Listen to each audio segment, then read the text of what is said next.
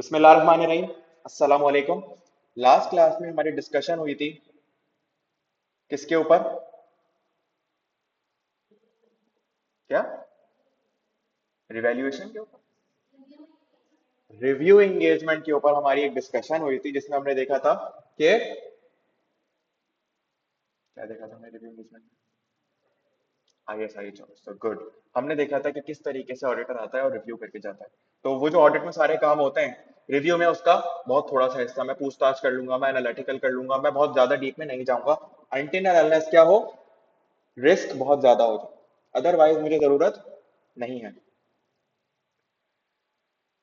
आज हमारा मकसद क्या है? आप लोगों को ग्रुप पर पास पेपर भेजा था ताकि आप लोग उसे अटेम्प्ट करें, क्योंकि लास्ट के डेज में हमारी प्रैक्टिस, हमारा अप्रोच ये होती है कि हम लोग अच्छी से अच्छी अपनी प्रैक्टिस रखें। क्योंकि देखिए अब हम ऑडिट पढ़ चुके हैं, लेकिन कोई फायदा नहीं कि अगर आप 4 महीने पूरा ऑडिट के आइजा रट लें और पेपर में आपको यही ना पता हो कि किस जगह पर क्या लिखना है। तो हम देखेंगे कि बच्चों ने क्या गलतियां की, क्योंकि अगर हमें 100 रास्तों में से 70 रास्ते पता चल जाएंगे कि यहाँ नहीं जाना, तो हमारा स्कोप कम हो जाएगा ना। तो हमारा 30 में जाने के लिए तुक्का अच्छा चल जाएगा। ओके। और जो मेरिट सर्टिफिकेट से ये आने के चांसेस होते हैं वो इसी अप्रोच के थ्रू आ रहे हैं। फिर लाइव आ रहा है। सवाल ये नहीं, सवाल है मेरिट आएगा है।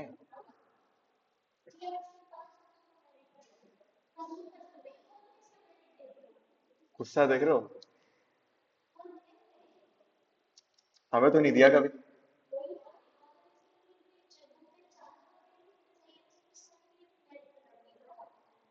तो मेरिट 4 कैसे? मेरिट आता किस बेस पर है? तो फिर आपका मेरिट आ रहा है ऑडिट में। सवाल ये है, मेरिट मेरिट आएगा तो देंगे किसको, ये सवाल है। देख सकते हैं खुद गर्ज।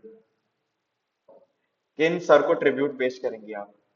उनको या फिर ये देख रहे हो, आधा आधा पढ़ के। फिर क्या करेंगे, किसको ट्रिब्यूट पेश करेंगे, ये सवाल है। दोनों पोस्ट लगा रहे हैं।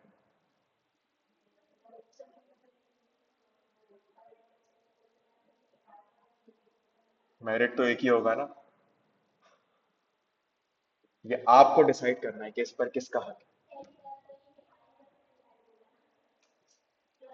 आने के बाद तो लाइव फोन उठाएंगे नहीं भाई? फोन बंद। आप मेरे PA से बात कर रहे हैं, अपॉइंटमेंट लें बात करने के लिए। ये होगा फिर तो। सर का फोन भी नहीं उठाएंगी? अच्छा। ऑडिट रिवाइज किया? क्या मसला फेस हो रहा है? इसको अटेम्प्ट करने से पहले पढ़ा तो होगा? नहीं पढ़ा पहले? तो अटेम्प्ट किया तो क्या मसला फेस किया?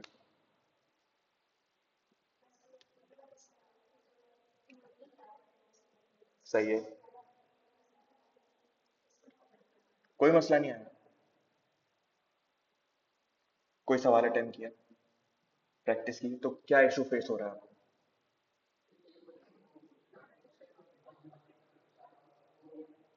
ठीक है। अब देखते हैं एक सवाल। सबसे पहला काम क्या करना है आपको? रिक्वायरमेंट। रिक्वायरमेंट क्या है इसकी?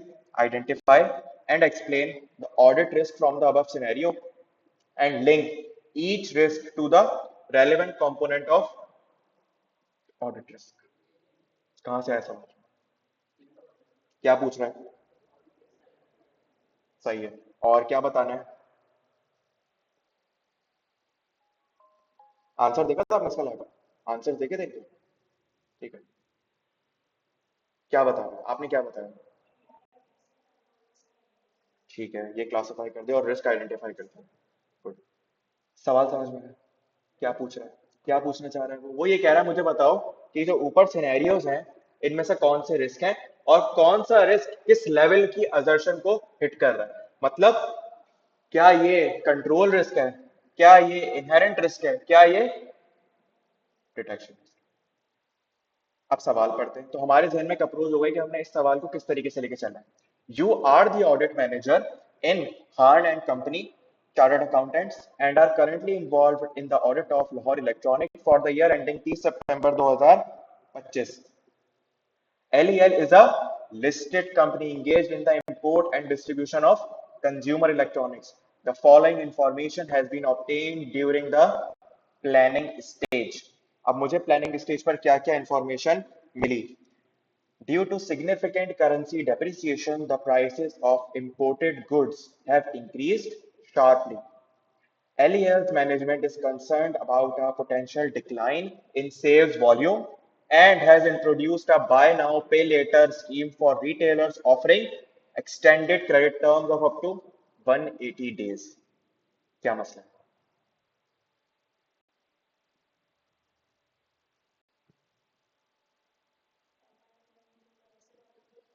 सही है,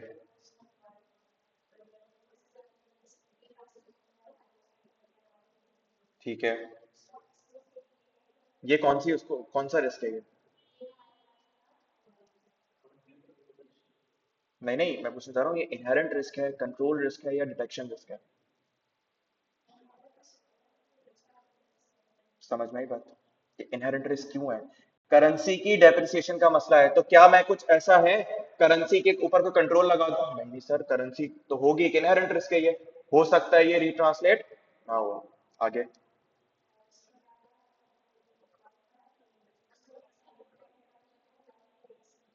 हम्म।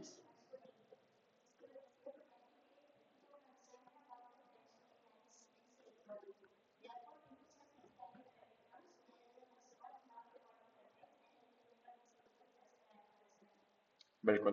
दूसरा मसला यहाँ पर ये नजर आ रहा है मुझे कि वो क्या कह रहा है कि हमारी सेल्स वॉल्यूम क्या हो रहा है? क्या डिक्लाइन हो रही है? तो सेल्स वॉल्यूम गिरने के लिए मैंने क्या ऑप्शन किया? मैंने कहा अभी खरीद लो और पे बाद में कर देना। तो मैंने पहले क्रेडिट टर्म्स ऑफर नहीं करता था, लेकिन अब मैंने क्रेडिट टर्म्स ऑफर करना शुरू कर दिए। तो क्या मसला है?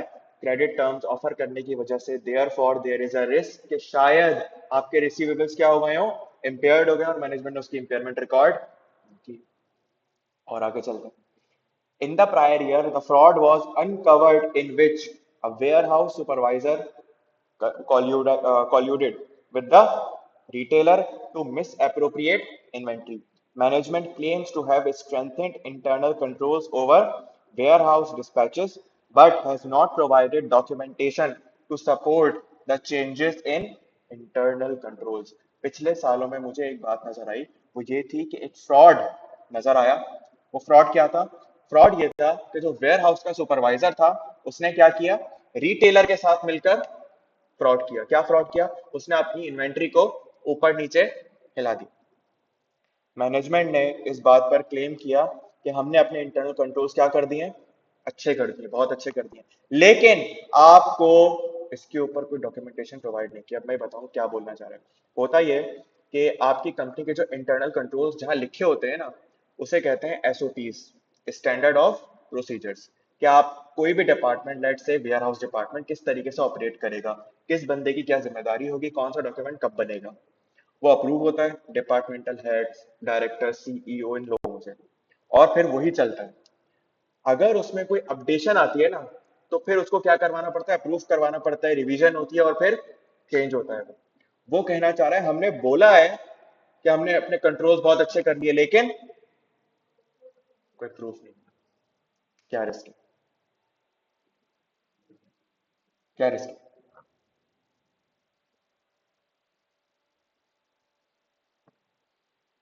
यहां पर ये रिस्क है, यहां पर ये रिस्क है कि सर हुआ ये कि एक तो हमने फ्रॉड कर लिया, हमने देखा फ्रॉड है, तो फ्रॉड की वजह से एक बहुत बड़ा मसला क्या?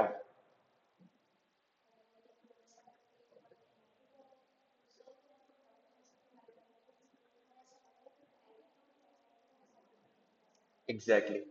यहाँ पर जैसे ये तो एक फ्रॉड है जो आपने पकड़ लिया, और शायद इसके अलावा और बहुत सारे क्या हो, फ्रॉड एग्जिस्ट करते हो, और ये पूरी एक साथ आप बात करेंगे। दूसरी चीज, मैनेजमेंट आपको क्या कह रही है? और लेकिन वो आपको क्या नहीं दे रही? कोई एविडेंस नहीं है कि आपके कंट्रोल्स रिवाइज हुए हैं, चेंज हुए हैं, अच्छे हुए हैं। इस बात का कोई एविडेंस नहीं है। जब इस बात का कोई एविडेंस नहीं, तो क्या कंट्रोल्स चेंज हुए हैं? कोई कंट्रोल्स हम कैसे मान लें कंट्रोल चेंज हुए हैं? तो अब क्या करें इसके ऊपर? कौन से लेवल का रिस्क है? Inherent risk, control risk, detection risk? Control risk. क्योंकि ये बिजनेस की नेचर में एग्जिस्ट नहीं करता, बल्कि मैनेजमेंट के लापरवाही की वजह से हुआ ही है। अगर हमारे कंट्रोल अच्छे होते तो क्या फ्रॉड होता? नहीं होता। LEL has recently expanded its supply network by importing products from multiple overseas suppliers. These goods are stored in third-party warehouses near the port before being delivered to LEL's facilities. Records of these goods are maintained separately by the warehouse operator and are manually integrated into LEL's records. क्या मसला?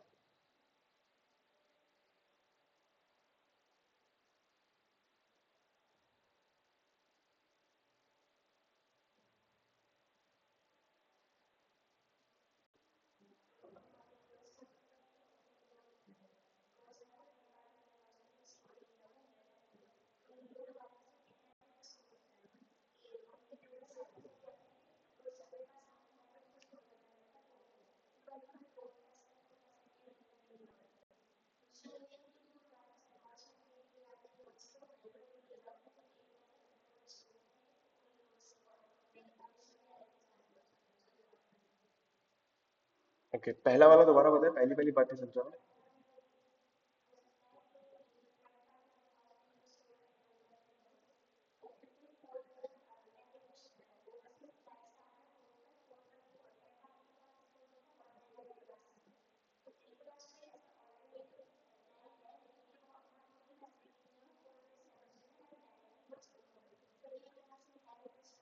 क्या risk है?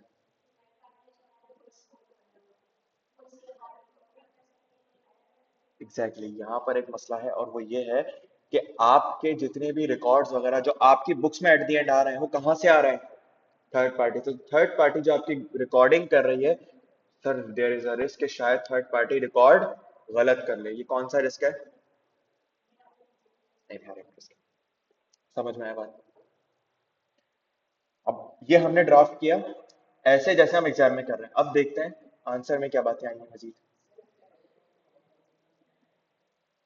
पहले point में going concern का कैसे आएगा?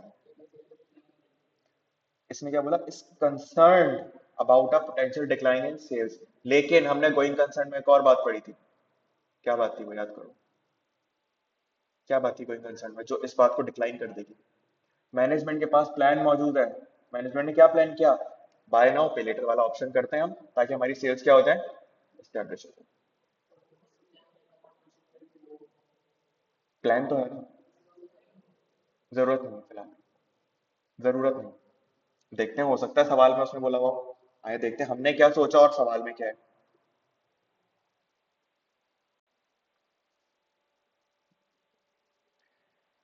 सबसे पहले long term credit terms during a slow down increase default livelihood management में avoid increasing provisions to show higher profits. वही वाली बात कि therefore there is a risk कि शायद मैनेजमेंट के रिसीवेबल्स क्या हो गए हो, इम्पेयर्ड हो गए हो, मैनेजमेंट ने उसे इम्पेयरमेंट रिकॉर्ड ना की हो। Risk of continuing misappropriation of inventory without documented changes controls over dispatch में still be weak. Theft risk remains particularly in consumer electronics। तो एक बात हमसे मिस हुई और वो ये, एक कंज्यूमर इलेक्ट्रॉनिक्स का बिजनेस है इनका। तो कंज्यूमर इलेक्ट्रॉनिक्स के बिजनेस में क्या मसला है? हाई वैल्यू आइटम होता है। हाई वैल्यू आइटम में चोरी करना क्या होता है? आसान नहीं होता। Opportunity. Opportunity. Since the management is not sharing revised documentation related to controls changes, there may also be doubt regarding the management's integrity। शायद therefore there is a risk कि शायद मैनेजमेंट ही ईमानदार नहीं है, इस वजह से ऐसी हरकतें हो रही हैं। Risk of unrecorded misstated inventory and cut off errors reliance on third party records increases the chance of omission or double counting errors and misappropriation may occur near year end। Manual updates also increase the risk of omission and errors. तो यहाँ पर क्या हुआ कि हम third party के ऊपर rely कर रहे हैं, जिसकी वजह से क्या मसला है? रिकॉर्ड्स का मसला है। Due to fluctuations in exchange rate there is a risk that the inventory and payable might not be translated at the correct date. ये हमसे मिस हुआ था पॉइंट। ये बात हमने नहीं की। क्या बात थी? कि इतनी आसान बात है और ये हमसे मिस हुई। और ये क्या बात थी? कहाँ लिखी हुई वाली बात? LEL has recently supply network by importing products. और ऊपर भी उसने ये बात बताई है, इन द इंपोर्ट। तो जब इंपोर्ट की बात आएगी तो आपने एक बात तो जहन में आ जानी चाहिए थी, आपकी सबसे आसान risk IS-21, foreign exchange regulations का, फॉरेन एक्सचेंज का रिस्क हमेशा रहेगा। तब ये वाली बात अब कुछ समझ आ रहा है पेपर में क्या होता है। पेपर में अब तरीका क्या होगा, पेपर में आप लोग ये करेंगे, जैसे ही आप लोग सवाल पढ़ रहे होंगे ना, आप इंपॉर्टेंट बातें हाईलाइट कर लेंगे। लिस्टेड कंपनी है, इंपोर्ट कर रही है, कंज्यूमर इलेक्ट्रॉनिक्स, ये वाला पॉइंट पढ़ा, बाय नाउ पे लेटर क्रेडिट टर्म्स। तो जो इंपॉर्टेंट बात है उसको क्या कर लें, हाईलाइट कर लें। पेपर के अंदर इजाजत होती है हाईलाइट करने की।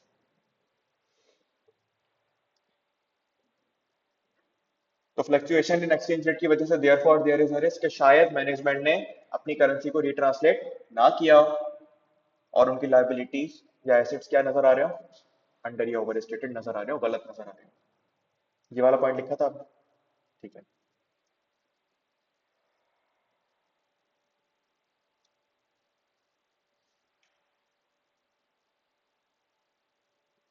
इस सवाल का पासिंग रेशियो 43% था। Examiners did not identify the individual components of audit risk. क्या मैं, आपने नहीं किया, okay. Examinees failed to explain which specific area of the FS would be affected by the identified risk। बात समझ लो क्या कह रहा है ये जो मैं बार बार बोल रहा होता हूँ ना, कि शायद अकाउंट रिसीवेबल खराब हो गए हो, शायद प्रॉफिट गलत नजर आ रहा हो, तो वो शिकायत कर रहा है कि बच्चों ने ये बात की नहीं। बच्चों ने क्या बोला, बस भाई भाई ये वाला फ्रॉड का मसला है। फ्रॉड की वजह से मसला क्या है, शायद आपकी इन्वेंट्री क्या हो, मिस स्टेटेड हो और वो सही नजर ना आ रही हो। तो मैंने हमेशा एक बात आपको सिखाई है कि रिस्क को रिलेट करना हमेशा किसके साथ, एफएस के साथ। The risk arising from exchange rate fluctuations on payable were generally overlooked। मतलब ये सिर्फ हमसे नहीं हुआ, ये किससे हुआ है, सब बच्चों से हुआ है। 43% में आती है, हम किस में आते हैं, 57%। सही है जी, पास लाइन का लिखा, तो हम आते हैं किसमें अंदर, 57%। चले नेक्स्ट क्वेश्चन पे चलते हैं। फॉर ईच ऑफ द, अच्छा इसमें कोई सवाल, फॉर तो आसान सा सवाल था, इसमें क्या था। For each of the above matters discuss the need for obtaining a written representation. कौन सा स्टैंडर्ड, देखिए रिक्वायरमेंट पढ़ते ही मेरे जहन में आ जाना चाहिए पूछ क्या रहा है। हर मैटर के लिए बताओ कि क्या जरूरत है किस चीज की, रिटन रिप्रेजेंटेशन की क्या जरूरत है या नहीं। तो मैं रिटन, अब ये मैंने पढ़ा ना, तो मेरे जहन में एक काम होना चाहिए, मेरे जहन में रिटन रिप्रेजेंटेशन से रिलेटेड कुछ बातें आ जानी चाहिए, जैसे कि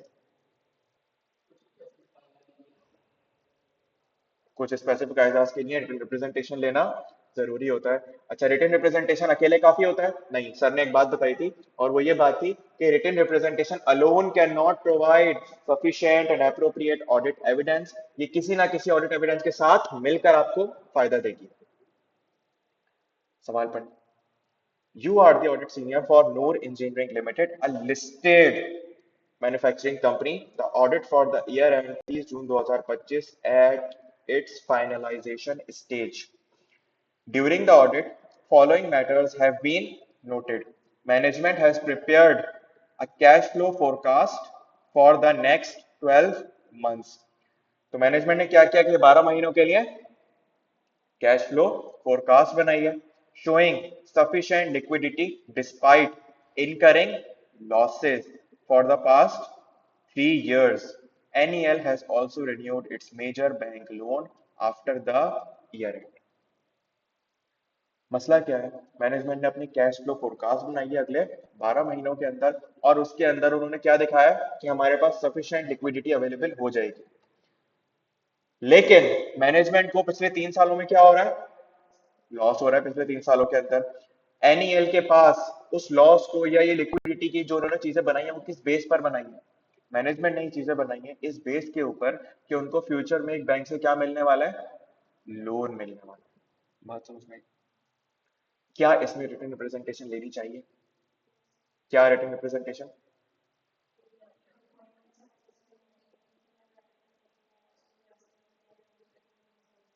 तो हाँ गोइंग कंसर्न के ऊपर हम मैनेजमेंट से क्या ले लेंगे, एक अदर रिटर्न रिप्रेजेंटेशन ले लेंगे कि मैनेजमेंट ने जितने भी एस्टिमेट्स असम्पशंस वगैरह यूज किए हैं, कैश फ्लो फोरकास्ट किया, वो एस्टिमेट्स रिलायबल हैं।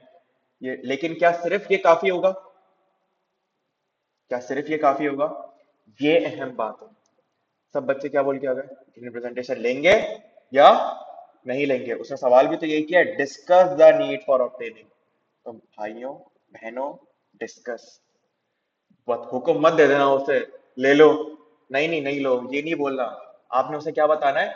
हाँ ले लो, लेकिन सिर्फ रिटन रिप्रेजेंटेशन मत लेना, उसके साथ क्या करना? आप उसके दीगर कामों के ऊपर भी ध्यान देना। मिसाल के तौर पे उसके एस्टिमेट्स को असेस करना। आप दीगर ऑडिट प्रोसीजर भी परफॉर्म करोगे, एक दो एग्जाम्पल के तौर पे बता भी देना उसे। Inventory includes a significant quantity. अच्छा, एक और चीज पे रिटन रिप्रेजेंटेशन लेना, सिर्फ इस पर नहीं। बैंक लोन, ये तो भूल गए, एग्जाम में ये हो रहा होता है। हमने अहम बात पिक कर ली, ये भूल गए कि बैंक लोन मिलेगा, इसके ऊपर क्या लेनी है? रिटन रिप्रेजेंटेशन लेनी है कि हाँ भाई हमें बैंक लोन मिल जाएगा, हमारी बैंक वालों के साथ बातचीत हो रही है। Hmm. Has also renewed its major bank loan after the year end के बाद हुआ है। फिर आप उसके एविडेंस ले लेना। लेकिन अगर वो बोले कि नहीं अभी चल रही है बात, क्योंकि यहाँ तो उसने बोल दिया हो गया, अक्सर जगहों पर वो ये कह देता है कि बातचीत चल रही है और मैनेजमेंट के मेजर चांसेस हैं कि मिल जाएगा, मैनेजमेंट बोल रही है मैं ले लूंगी। Exactly exactly. तो अगर मैनेजमेंट ये बात बोल रही है कि मिल जाएगा मैं देख लूंगी, इस पर क्या लेने की जरूरत है? और अगर बोल रहा है मिल गया, तो ये तो बहुत अच्छी बात है। आप क्या ले लोगे मैनेजमेंट से? कैसे वेरीफाई करोगे? और बैंक लोन भी तो आ गया है ना, तो बैंक की स्टेटमेंट से बोलोगे पैसे दिखा दो मुझे। Inventory includes Inventory includes a significant quantity of slow-moving products. Management asserts that the NRV exceeds cost based on expected sales during the next 6 months. क्या नहीं लेंगे? मसला क्या है सबसे पहले? फिर वही वाली बात, नहीं लेंगे, मसला समझाओ पहले।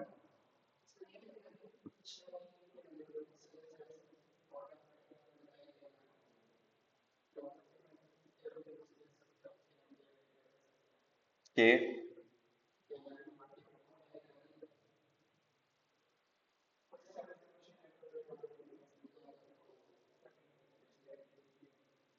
ओके जी।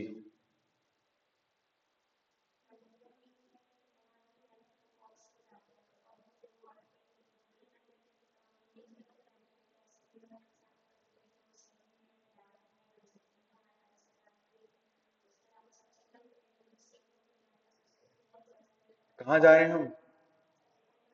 हम तो प्रोसीजर्स की तरफ चले गए, इसने क्या पूछा है? कि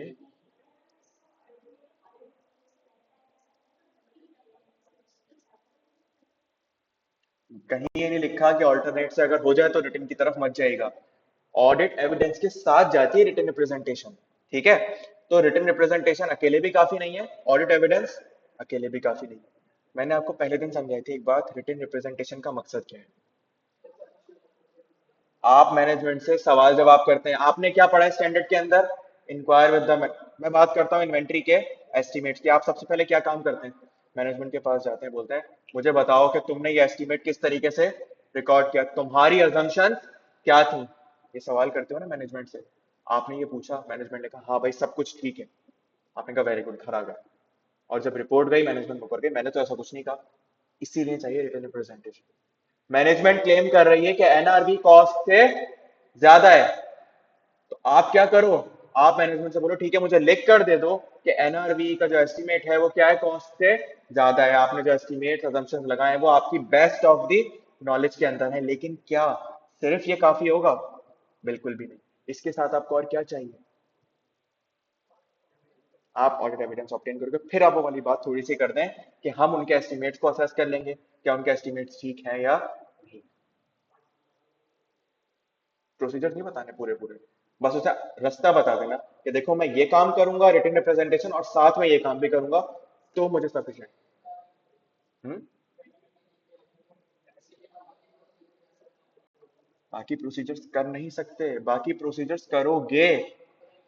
यहाँ उसने सवाल कहाँ से किया है?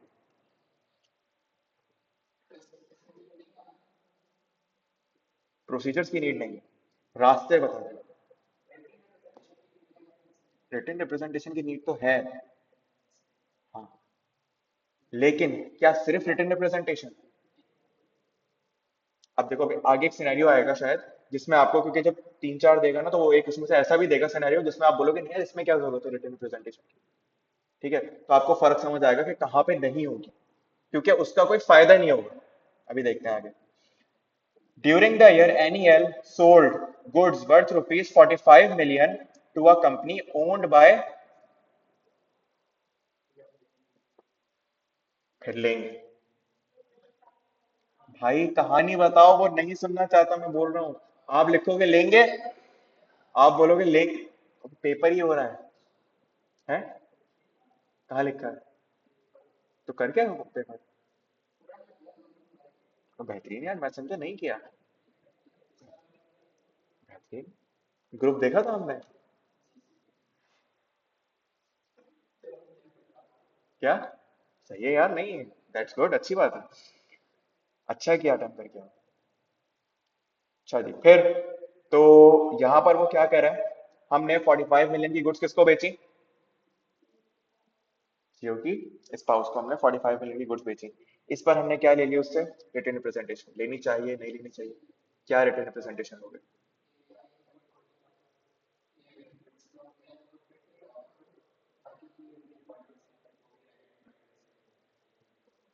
जी लागू।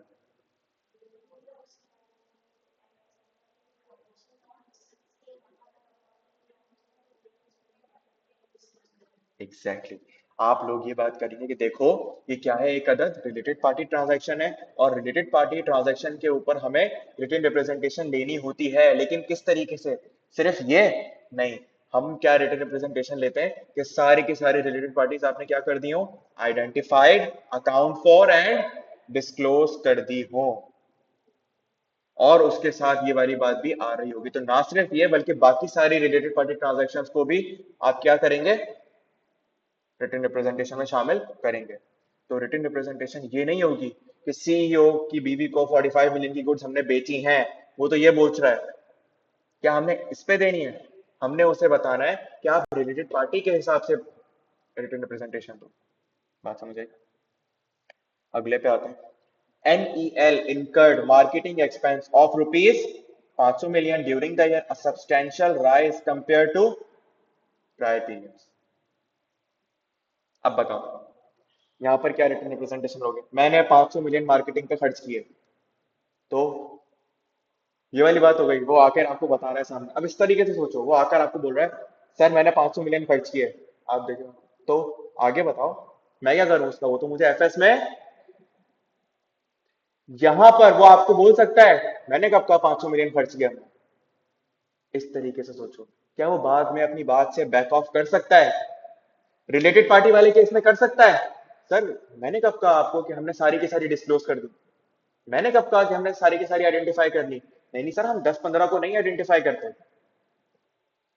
आई बात समझ? रिटेन रिप्रेजेंटेशन का स्ट्रक्चर ऐसे लेके चलो।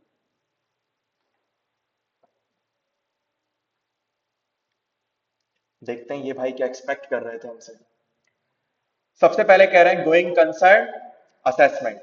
ISA 570 going concern specifically requires the auditor to obtain written representation from management regarding their plans for future actions and the feasibility of those plans when going concern is a significant consideration. The written representation confirms that management believes the going concern assumption is appropriate। ये देखो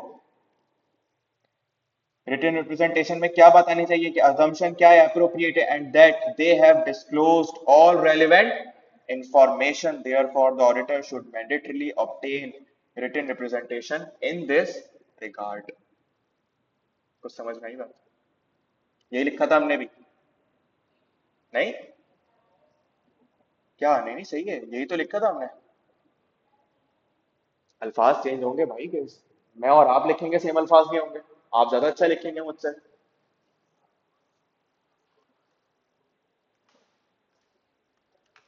दूसरा मसला inventory की valuation का।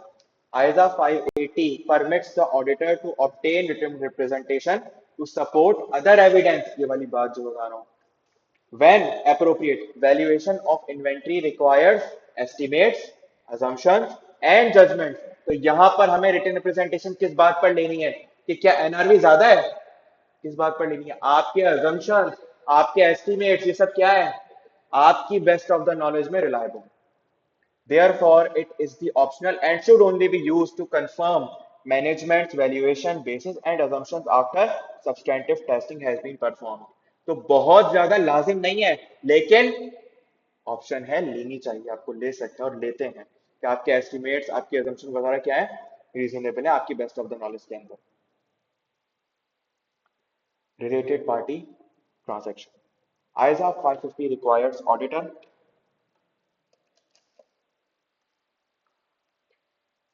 to obtain written representation from management when they have disclosed the identity of related parties, that all related parties relationships and all related party transactions, this is mandatorily because this is mandatory because completeness of related party disclosure is critical and some related party arrangements may not be evident from accounting records alone. In this case, the sale to CEO's spouse company is a related party transaction, and the representation ensures that management is taking responsibility for full disclosure of the all such transactions। तो ना सिर्फ CEO के spouse के साथ, बल्कि हर related party के साथ transactions को आपने आइडेंटिफाई, अकाउंट फॉर और डिस्क्लोज किया हुआ हो।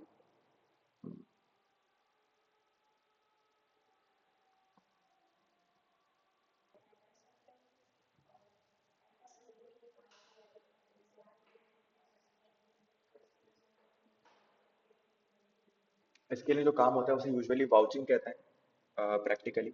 और क्या होता है कि आपके मार्केटिंग एक्सपेंसेस का एक लेजर होता है, आप उन लेजर से ट्रांजैक्शन उठाते हो और फिर क्या करते हो, उन्हें बोलते हो कि मुझे इसके अगेंस्ट वाउचर्स दिखा दो, सपोर्टिंग एविडेंसेस दिखा दो। मिसाल के तौर पे वो बोले हमने 1 करोड़ रुपए फलाना एजेंसी को पे किए, मैं बोलूंगा ठीक है, ये 1 करोड़ रिकॉर्ड किए थे आपने, पे किए का एविडेंस दिखाओ मुझे।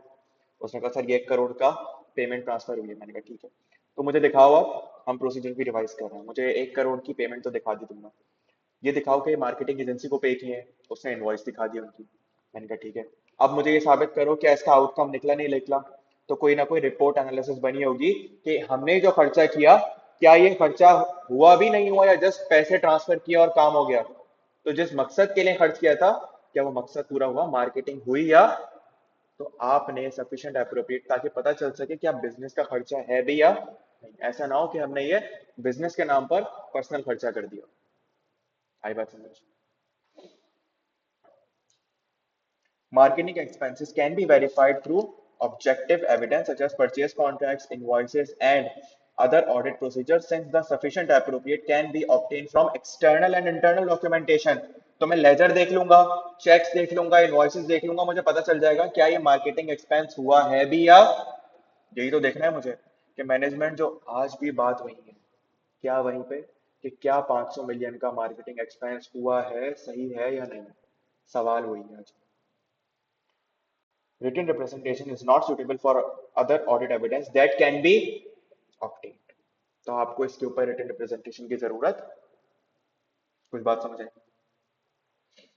अब देखते हैं हमारे यहाँ के बच्चों ने क्या हरकतें की। एग्जामिनीज, इसका पासिंग रेशियो क्या रहा है, 60%, सबसे ज्यादा यही किया है। Examinees merely stated whether a written presentation should or should not be, जी नकाश, कुछ समझ में आया, should or should not be obtained without explaining the reason behind the answer। तो आपने की गलती, ये गलती बहुत सारे बच्चों ने की। क्या गलती की, सर लेने की जरूरत है, लेने की जरूरत नहीं, नहीं देना, फतवा नहीं लगाना भाई, फतवा नहीं लगाना, आपने प्रूफ करना है। Examinees did not discuss that inventory valuation involves estimation and judgment for which a written representative।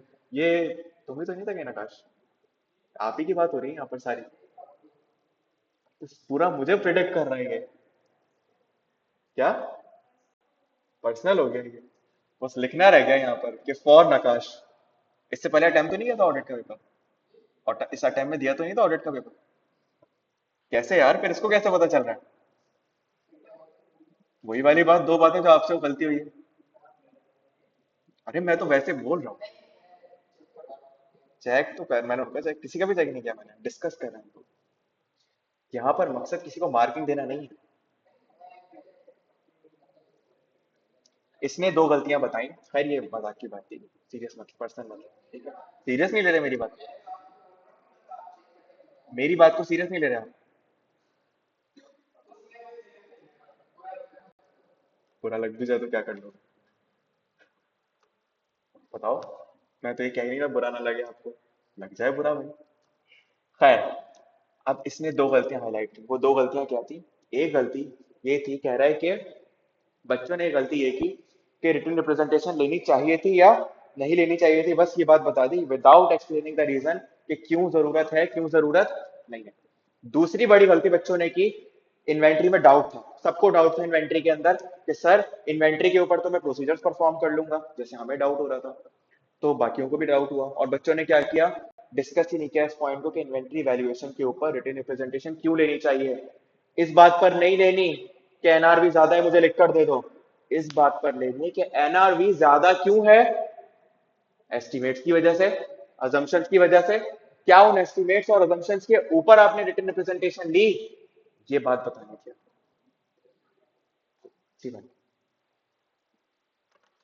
सही है, दिलाया पा, मार्किंग कर ले, अपने आप को मार्क्स दे ले। 100, 0।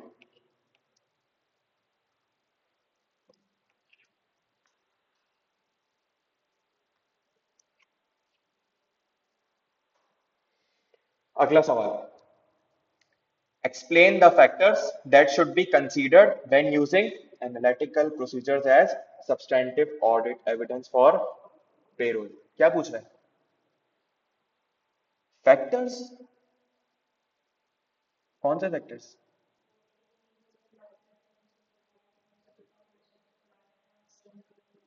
नहीं पता? मुझे एक बात बताओ, एनालिटिकल प्रोसीजर्स पता है? एनालिटिकल प्रोसीजर्स परफॉर्म करने के लिए हमें कुछ चीजों को कंसीडर करना पड़ता है, करने से पहले एनालिटिकल वो क्या है? आप एनालिटिकल किसी डेटा के ऊपर करते हो, सही है? तो मुझे एक बात बताओ, वो डेटा सही नहीं है, क्या रिजल्ट्स काम के होंगे? डेटा सही है, रिलेशनशिप सही नहीं है दोनों के दरमियान, क्या रिजल्ट्स काम के होंगे? ये कुछ फैक्टर्स होते हैं जो कि आप पहले इवैल्यूएट करते हैं। क्या क्या? इंग्लिश में नहीं, सॉरी।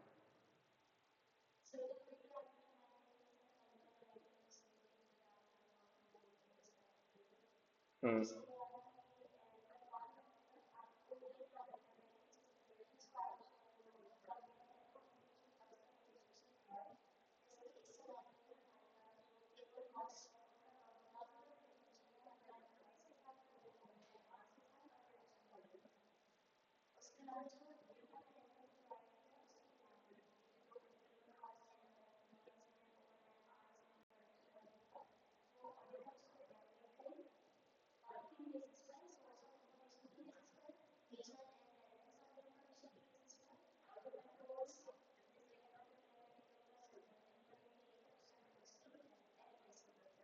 हम्म।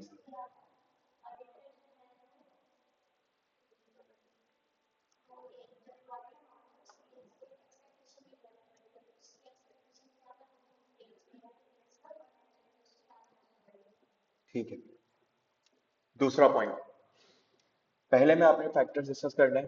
कौन कौन से फैक्टर्स? डेटा की रिलायबिलिटी, सोर्स सही है या नहीं है, क्या प्लॉजिबल रिलेशनशिप बन भी रहा है या नहीं बन रहा। दूसरा, using analytical procedures identify and explain the potential audit risk in payroll cost। क्या मतलब? बोल रहा है एनालिटिकल प्रोसीजर इस्तेमाल करते हुए बताओ कि क्या आइडेंटिफाई एंड एक्सप्लेन, क्या ऑडिट रिस्क पेरोल के अंदर एग्जिस्ट करते हैं। तो अब आपने एनालिटिकल के ऊपर काम शुरू कर देना। तो पहला पार्ट जो था वो एक सॉर्ट ऑफ कैसा सवाल था, क्या कहते हैं, एक क्रैमिंग बेस्ड सवाल था कि आपको पता होना चाहिए कि मैं क्या क्या फैक्टर्स को कंसीडर करता हूँ। अब बात करते हैं सवाल specific. You are the audit supervisor for Metro Plastic Limited, a mid size manufacture of plastic packaging materials. The audit for the year ended 30 June 2025 is currently in progress. Audit Senior has proposed using analytical as substantive test for payroll cost related to production as these costs have increased sharply as compared to the previous year. The following information has been obtained from the total payroll cost क्या है 109 से कितनी हो गई बताओ number of employees 132 से 1 over time 8000 से 12500 घंटे मुझे सिर्फ एक चीज करके बताओ जरा यहाँ पर जो मुझे लग रहा है इसमें कितना परसेंट इंक्रीज आया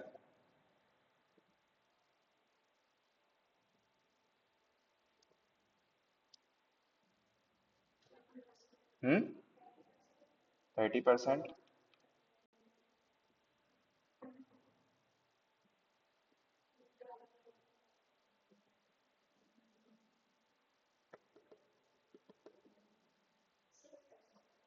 6%, 50 करीब परसेंट होगा 55%, 56%, 10%, हम्म मतलब तकरीबन क्या लगा देना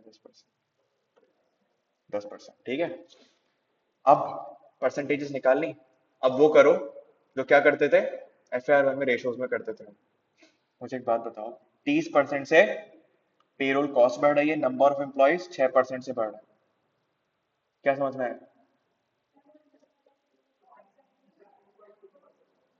2.2% है सबसे लास्ट मैं दो कर देता हूँ ठीक है तो मुझे बताओ पेरोल कॉस्ट 30% से बढ़ गई एम्प्लॉयज कितने बढ़े तो बीच में कहाँ है ये पैसे सर यहाँ पर शायद रिस्क के मैनेजमेंट ने पैसे इधर उधर कर दिए हों या गलत अकाउंट गलत चीजें रिकॉर्ड कर ली हों गलत एक्सपेंसेस एज पेरोल रिकॉर्ड कर ली हों तभी तो इतना ज्यादा बढ़ रहा है वरना मुझे बताओ कि जितने से एम्प्लॉयज बढ़े उतने से पेरोल कॉस्ट बढ़नी चाहिए ना इंक्रीमेंट थोड़ा बहुत लगेगा इतना फिर उसके बाद ओवर टाइम आप कितने से बढ़ गए 56%। मतलब आप ये कह रहे हो मैंने मजदूरों से वादा किया था कि तुमसे 100 घंटे काम कराऊंगा और कितने घंटे करवाया 156 आवर्स ऐसा होता है ओवर टाइम तो थोड़े से ज्यादा होते हैं ओवर टाइम थोड़े से ज्यादा होते हैं कितने ज्यादा 100 से 110 105 120 घंटे वो कह रहे हैं कि पिछले साल 8000 घंटे ओवर टाइम के थे इस बार 12500 और ओवर टाइम का रेट ज्यादा होता है आपको ये बात पता है तो यहाँ पर शायद रिस्क हो कि मैनेजमेंट ने गलत ओवर टाइम आवर्स रिकॉर्ड कर दिए हो और कस्टम आपके जो लेबर है उसको पेमेंट कर दी क्योंकि 56% ये मैं एनालिटिकल परफॉर्म कर रहा हूँ फिर कह रहा हूँ फिर उसके बाद 2% से प्रोडक्शन बढ़ रही है और पेरोल कॉस्ट 30% से बढ़ रही है सर मुझे यहाँ पर क्या लग रहा है कि पेरोल कॉस्ट अब ये वाली बात भी आप साथ में मिक्स कर दो उसके कि क्योंकि पेरोल कॉस्ट 30% से बढ़ी और प्रोडक्शन सिर्फ 2% से बढ़ी ओवर टाइम आप कह रहे हो 56% से बढ़े प्रोडक्शन क्यों नहीं बढ़ रही अगर ओवर टाइम भी करवा रहे हो पेरोल भी ज्यादा लगा रहे हो तो where is going on these cost तो यहाँ पर रिस्क है कि शायद मैनेजमेंट ने पेरोल और ओवर टाइम गलत रिकॉर्ड कर लिए हो क्लियर है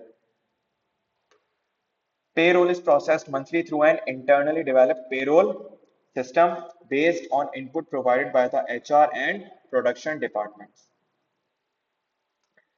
Recommend further audit procedures the team should perform to address the specific risk identified in part B. अब जो ऊपर आपने स्पेसिफिक रिस्क निकाले मुझे उसके अगेंस्ट क्या बता दो ऑडिट प्रोसीजर बता दो क्या ऑडिट प्रोसीजर्स परफॉर्म करोगे क्या कंट्रोल टेस्ट करोगे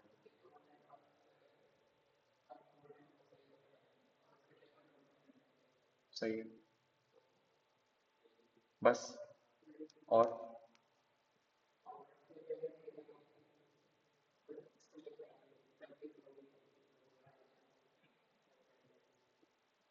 सही है और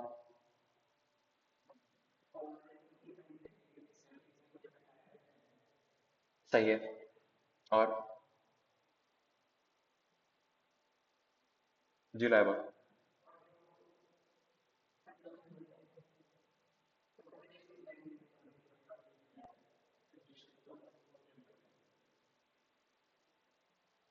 ठीक है, बिल्कुल सही। तो हम क्या करेंगे सबसे पहले, हम सबसे पहले मैनेजमेंट से बोलेंगे कि भाई मुझे तो ये पेरोल कॉस्ट का ब्रेकअप दो। आप मुझे बताओ पेरोल कॉस्ट किस तरीके से क्या क्या रिकॉर्ड कर रहे होते हो।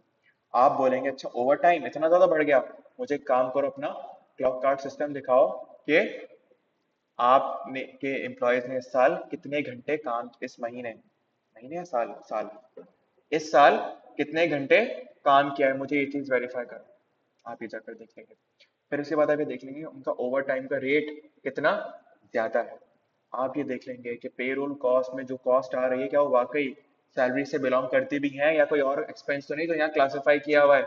फिर उसके बाद आप पेमेंट्स वेरीफाई कर लोगे कि क्या ये पेमेंट उन्हीं के बैंक अकाउंट में हो भी रही है या नहीं हो रही।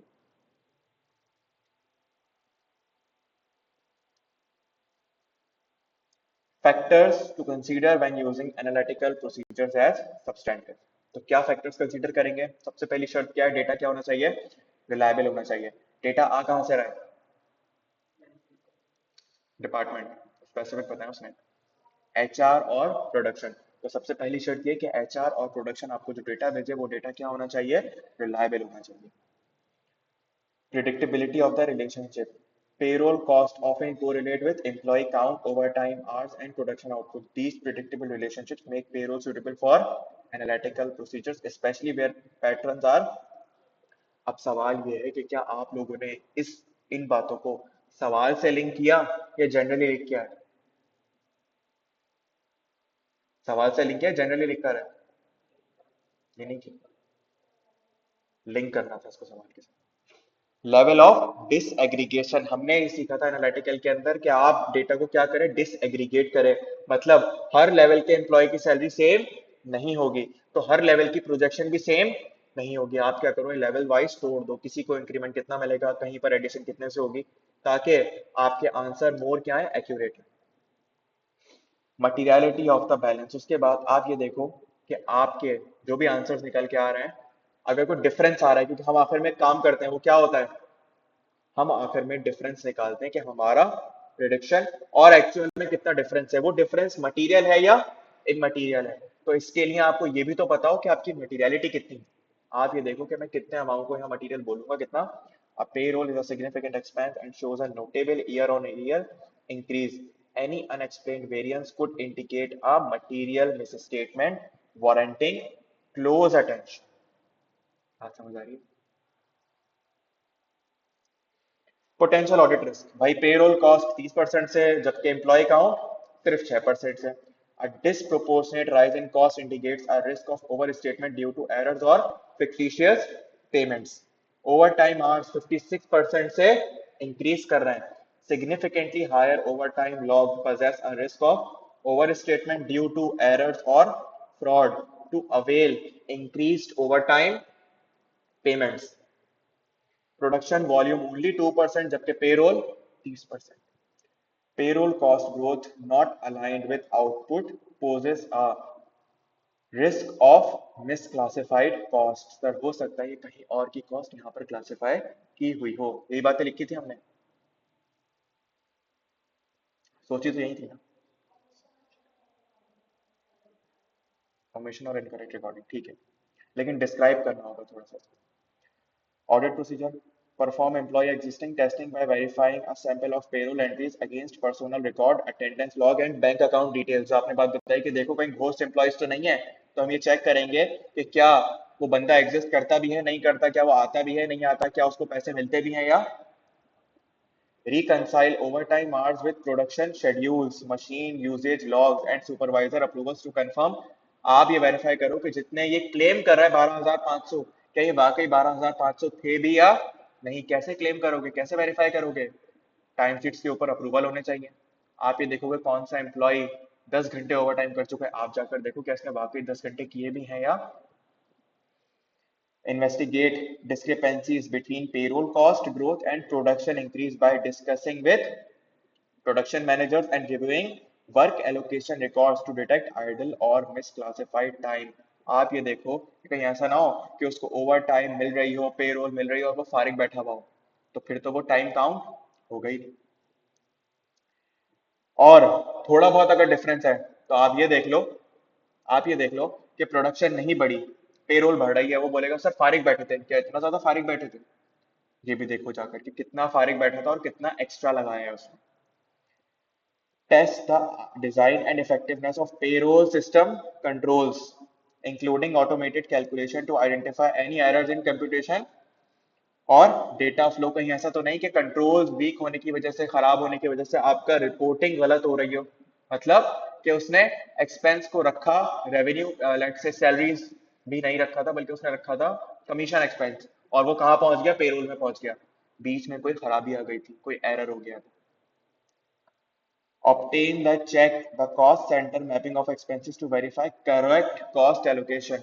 अगेन उसी बात से लिंक कर रहा है वो कि ऐसा नहीं हो कि आपका एक्सपेंस कमीशन का था, पहुंच कहाँ गया? पेरोल में। तो करेक्ट क्लासिफिकेशन होनी चाहिए। Check payroll expense accruals at year end, ensuring that costs are recorded in the correct period and that liabilities for unpaid overtime are accurate। अगर ये जाली होगा ना, तो पता है क्या होगा? एक्सपेंस डेबिट होगा, लाइबिलिटी क्रेडिट होगी, ईयर एंड के बाद लाइबिलिटी रिवर्स हो जाएगी, ईयर एंड के बाद लाइबिलिटी रिवर्स हो जाएगी। वो कह रहा है कि आप ये चेक कर लो कि ईयर एंड पर अक्रूवल कितने हैं।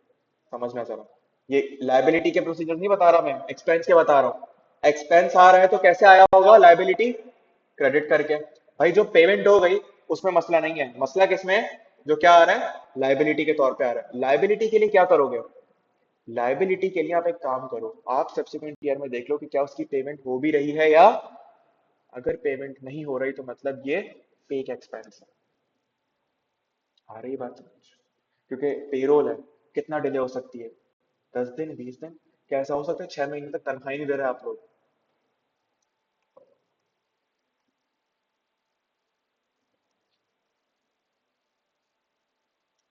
Examinees were unable to identify and discuss the factors related to reliability of data and level of disaggregation when using analytical as substantive। तो examinees में, अच्छा factors में यूजुअली गलती करेंगे बच्चे, क्योंकि उनको समझ ही नहीं आएगा, वो सिनेरियो में इतना बह जाएंगे, वो रिक्वायरमेंट पहले नहीं पढ़ते, पहले सवाल पढ़ेंगे फिर रिक्वायरमेंट पे आएंगे, तो उनको पता ही नहीं होगा कि पूछ क्या रहा है वो। तो फैक्टर्स में बच्चों ने क्या गलती की?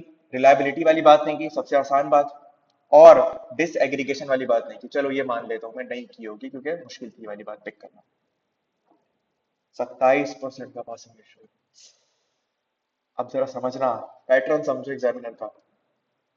पहला सवाल उसने दिया ऐसा मीडियोकर लेवल का, दूसरा ओहो बच्चे ओवर स्मार्ट। अब तो भाई ऑडिट का पेपर ये होता है, ये ऑडिट है? अबे यार। और अगला, उसके बाद, तो ट्रेंड देख रहे हो? और फिर आखिरी वाला वापस पेज पर आ गया अपने। तो उसने आपको यहाँ कंफ्यूज कर दिया। जब बच्चा यहाँ पहुंचता है ना, फिर वो कहता है भाई गया पेपर हमसे खत्म। तभी तरीका ये होता है कि आप ये देखो कि आपने कौन सी चीजें अटेम्प्ट करनी है।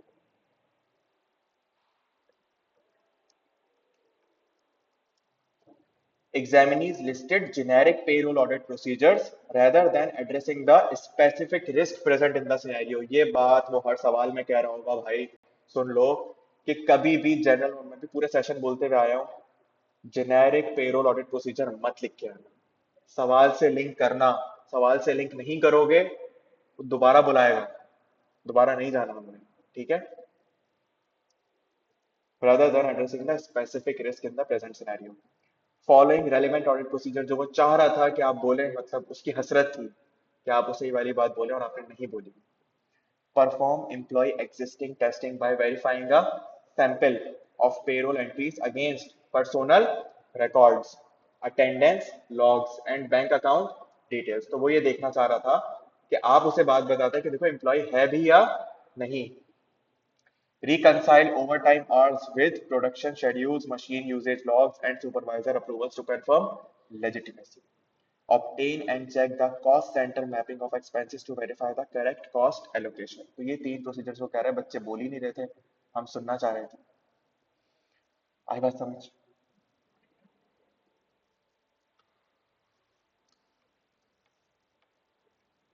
जी। फायदा हो रहा है कुछ? मजा आ रहा है? पूरे सेशन में इसी दिन मजा आता है मुझे तो। आप लोगों का मुझे नहीं पता। अगले सवाल की रिक्वायरमेंट। हाँ भाई, इसका पासिंग रेशियो कितना था? पता नहीं क्या दे दिया होगा इसने। आइडेंटिफाई। अब कुछ, अगर आपको साइकोलॉजी समझ में आ रही हो कि उसने किया क्या, उसने आपको सवाल इतना आसान दिया शुरू में कि आप उस आसान के उसमें, तो ये आसान है तो ये भी ऐसा ही करना है मुझे।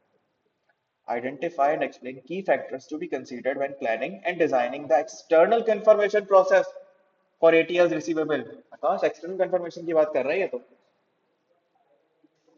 है? 300 कहाँ से आ गया भाई? ये अच्छा है, जहां प्लानिंग का लफ्ज आता है वहां 300, जहां रिटर्न की बात आ जाए 580। ऑडिट स्ट्रेटेजी नहीं वो पूछना चाह रहा है। देखो, आप जो बात कह रहे हो ना, आप कर रहे हो ऑडिट स्ट्रेटेजी और ऑडिट प्लान के हिसाब से, वो आयजा 300 में आती है। वो ओवरऑल ऑडिट की बात कर रहा है वो, कि स्ट्रेटेजी क्या होती है, प्लानिंग क्या होती है। लेकिन स्ट्रेटेजी के अंदर एक चीज है प्लान, एग्जीक्यूशन, और प्लान के अंदर एक हिस्सा होता है एक्सटर्नल कंफर्मेशन। वो इसकी बात कर रहा है। ये आइडेंटिफाई किया था। तो एक्सटर्नल कंफर्मेशन के दौरान आपको किन बातों का ख्याल रखना है, वो ये पूछ रहा है। You are the audit manager for Atlas Textiles Limited, a company engaged in the manufacture and export of home textile products to various customers in the US of America. The audit for the year ending is currently in the planning stage. Following matters have come to your attention. कुछ बातें आपकी सुनने में आएंगी। ATL has 35 major overseas customers accounting for rupees 900 million and representing 60% of total receivable. At the end of each month, ATL translates all foreign currency balances at the closing exchange rate and records the translated balances in the receivable ledger. क्या करेंगे? मसला क्या है? देखो, मेरी approach पता है क्या होती है? पहले जब भी मैं कोई सवाल पढ़ता हूँ ना, भले मैं अपनी उसका भी कोई पढ़ूँ ना, अगर C# लेवल का, तो मैं पहले क्या करता हूँ, मैं सवाल समझता हूँ कि वो कहना क्या चाह रहा है। मैं एक दफा पढ़ूंगा, रुकूंगा, दोबारा पढ़ूंगा। अगर सवाल, एक बात हमेशा याद रखना, हमेशा काम आएगी।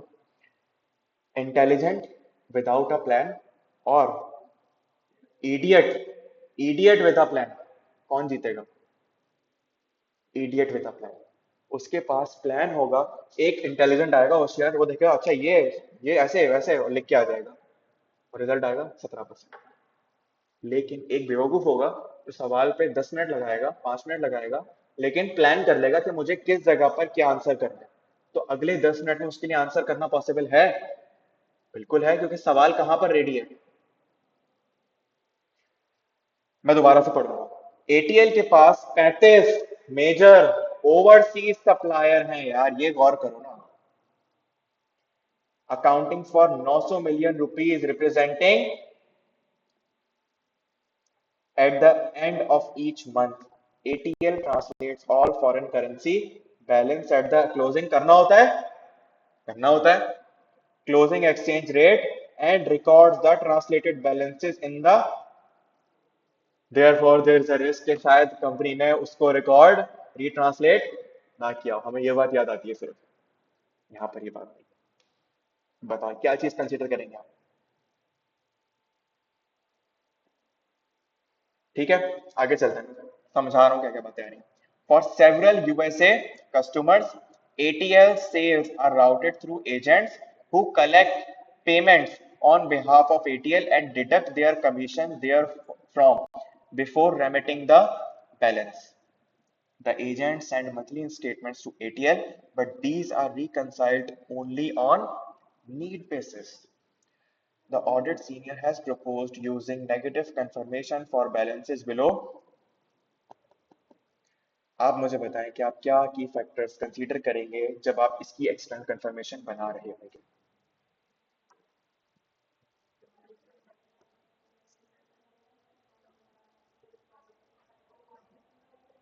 ठीक है,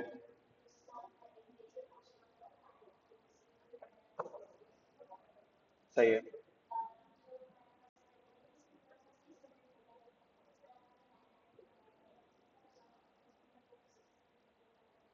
क्या क्या ये क्या किया इतनी जल्दी जल्दी?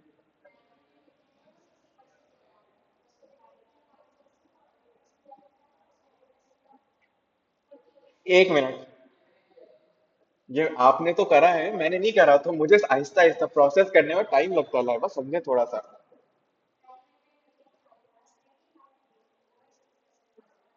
ठीक है। सही है।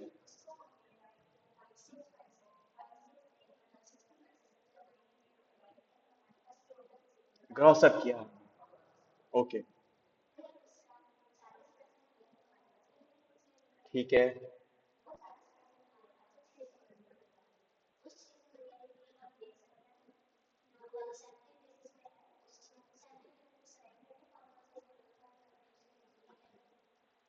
सही है, हम अदर उसको कंसीडर कर लेंगे कि उनको तो फुल भेजेंगे, positive confirmation. Different sampling method use कर लेंगे।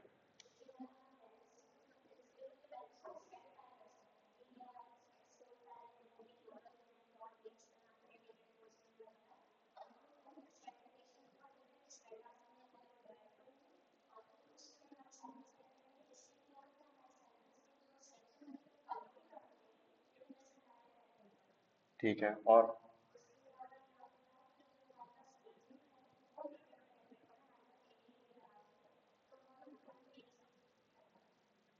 हम्म,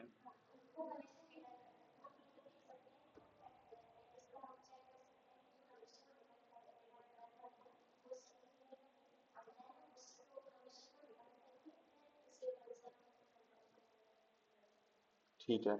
और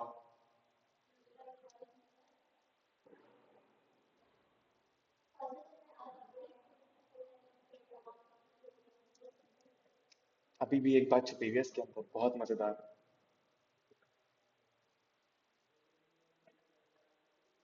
आकाश पकड़ी गया ये वाली बात।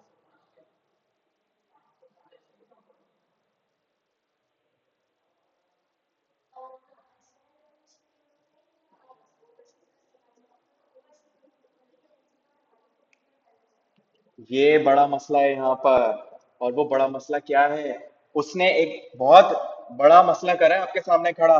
वो बोल रहा है ओवरसीज कस्टमर्स हैं और 900 मिलियन है।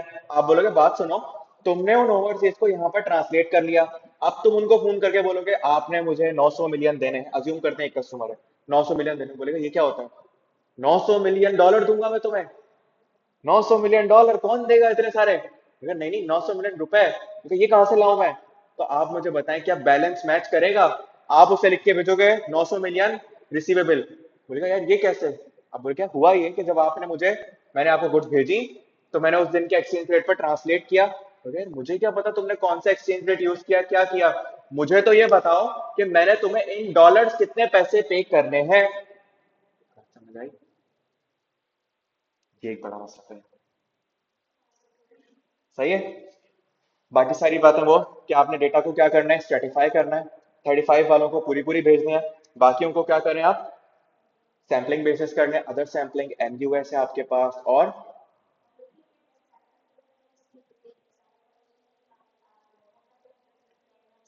आप सिस्टमैटिक की वाले भी मेथड्स यूज कर लेंगे। इसके बाद वो कह रहा है कि आपको जब पैसे रिसीव होते हैं तो आपको देने कितने थे उसने? 100 डॉलर। मिलेंगे कितने आपको? 90 डॉलर। क्यों भाई? हम एक्सटर्नल कंफर्मेशन में एक काम करते हैं ना, सब्सिक्वेंट वेरीफाई करते हैं कि पैसे उतने रिसीव हुए या नहीं हुए। रिसीवेबल के ऊपर एक काम करते हैं। तो जब रिसीव हुए तो 90 हुए, अब क्या करें? आप क्या बोलोगे कि ये सही नहीं है एक्सटर्नल कंफर्मेशन? नहीं। आप क्या करोगे, आप फॉर रिकंसिलिएशन पर्पस सप्लायर की जो मंथली स्टेटमेंट्स वगैरह आ रही होती हैं आप उनको भी कंसीडर करोगे, ताकि रिकंसाइल करने में आसानी हो, क्योंकि वरना रिकंसाइल नहीं करेगा। ऑडिट सीनियर कह रहा है कि भाई नेगेटिव कंफर्मेशन यूज कर लो 10 मिलियन से कम बैलेंस के लिए। तो नीचे देखते हैं उसके बारे में, क्योंकि उसने आगे बात की है। Discuss whether it would be appropriate to use negative confirmation for balances below rupees 10 million in the ATL circumstances.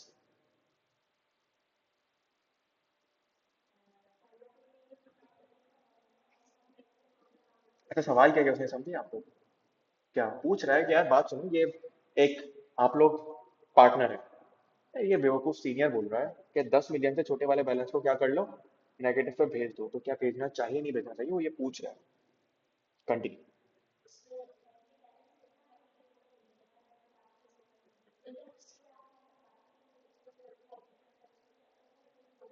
जी नकाश क्या पूछ रहा है ये?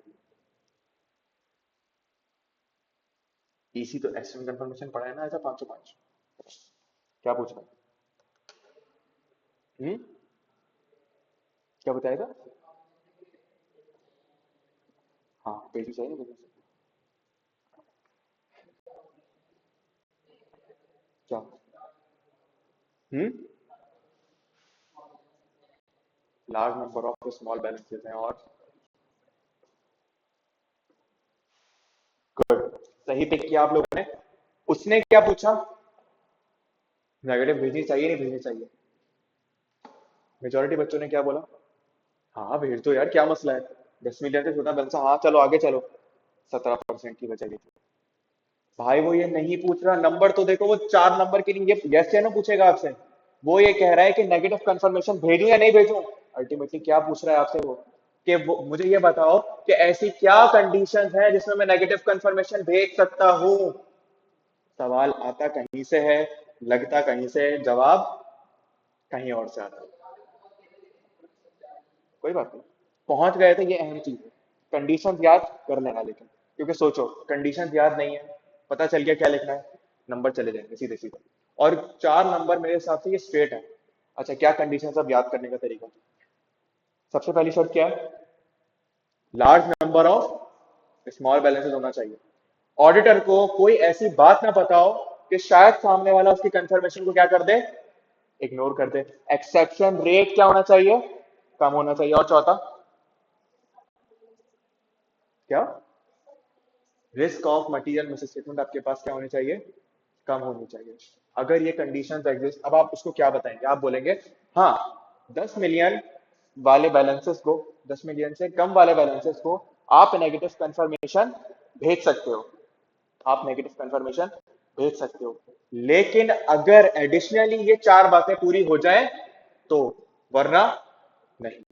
वो 4 बातें आप बताएंगे और आपको 4 नंबर मिल जाएंगे पूरे पूरे।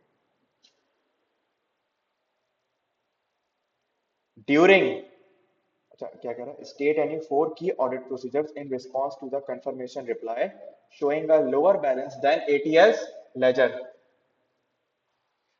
During preliminary work, the audit team observed that one confirmation reply received directly from a USS customer showed a balance significantly lower than that recorded in ATS ledger. The customer explained that part of goods had been returned in early October 2025 due to quality issues.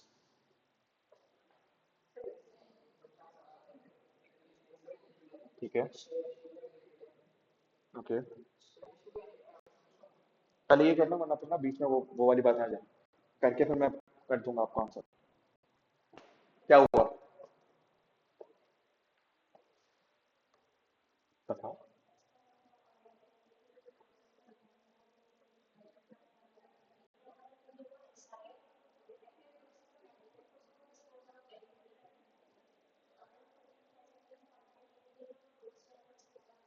क्या पूछ रहा है वो? आप evaluate कर रही हैं? हाँ आप इवेल्युएट कर रही हैं। अगर मुझे बता रही है तो ठीक है, जवाब ये नहीं करना। चलें आप कंटिन्यू, मुझे बता रही है तो ठीक है। हाँ, इवेल्युएशन नहीं मांगी उसने, तो टाइम भी मत जाया करें इवेल्युएशन में यहाँ पर। वो ये कह रहा है कि हमने एक्सटर्नल कंफर्मेशन भेज दी, एक बंदे का जवाब भी आ गया, वो जवाब कम आया। हमने बोला था $100 देने, उसने कहा नहीं 40 देने। देखो इतने कम क्यों? अब आप किसी के ध्यान में ये बात तो नहीं आ रही कि वो कमीशन वाला चक्कर? लेकिन नहीं सोचना, वो वैसे भी नहीं आनी चाहिए। क्यों नहीं आनी चाहिए? क्योंकि उसने आपको कितने देने? $100। आपका रिसीवेबल कितना है? $100।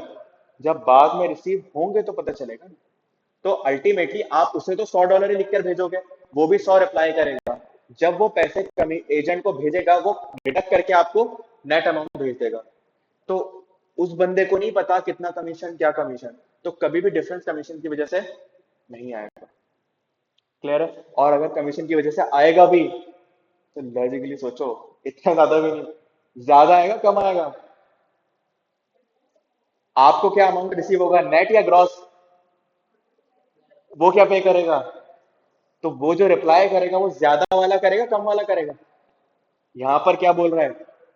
तो मैं आपको साबित कर रहा हूं कि जिन्होंने ये बात सोची, अगर वैसे ही जनरली कि यहां पर वजह हो सकती थी कमीशन, तो नहीं हो सकती थी। और मैंने आपको ये बात प्रूफ कर दी।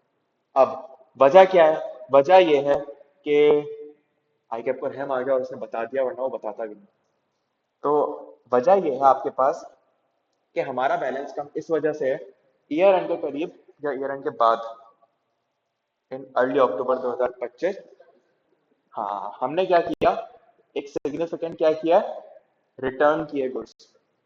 जब मैंने वो गुड्स रिटर्न कर लिए ना अक्टूबर में, तो इसकी वजह से मेरा, मैं अब उसको अपना बैलेंस मानता ही नहीं हूं।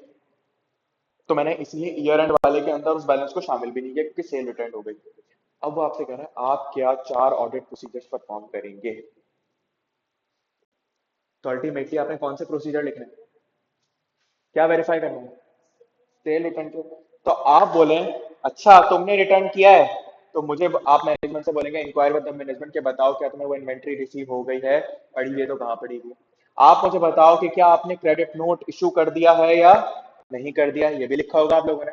आप मुझे बताओ कि आपको सब्सिक्वेंटली कितने पैसे रिसीव हुए, जो आपकी बुक्स में है या उसकी बुक्स में है। जो उसकी बुक्स में, आप सब्सिक्वेंटली पेमेंट वेरीफाई कर लेंगे। और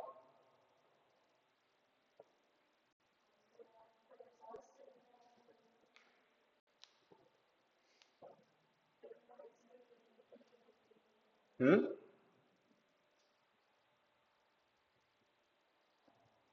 जी नकाश, कुछ और?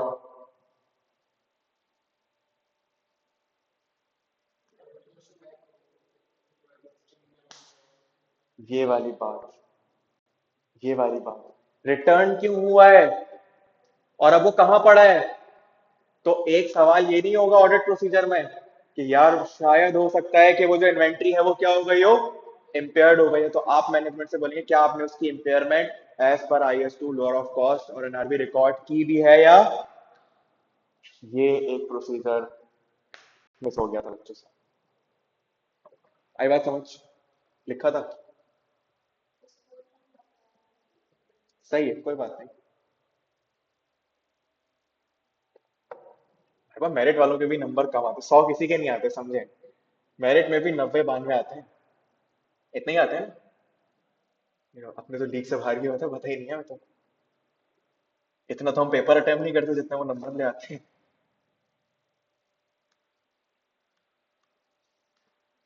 अच्छा, देखते हैं अब कि ये भाई क्या एक्सपेक्ट कर रहे थे। भाई प्लानिंग और डिजाइन में क्या चीजें कंसीडर कर रहे थे ये?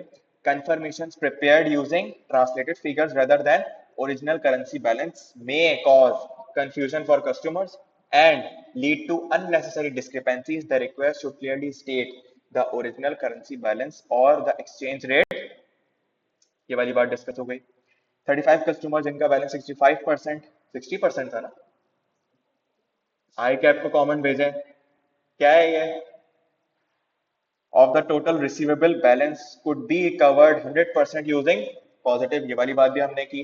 रिमेनिंग बैलेंसेस के लिए ऑडिटर क्या करे, सुटेबल सैम्पलिंग मेथड यूज कर सकता है for confirmation. There is a risk of misstated balance due to unreconciled agent statements.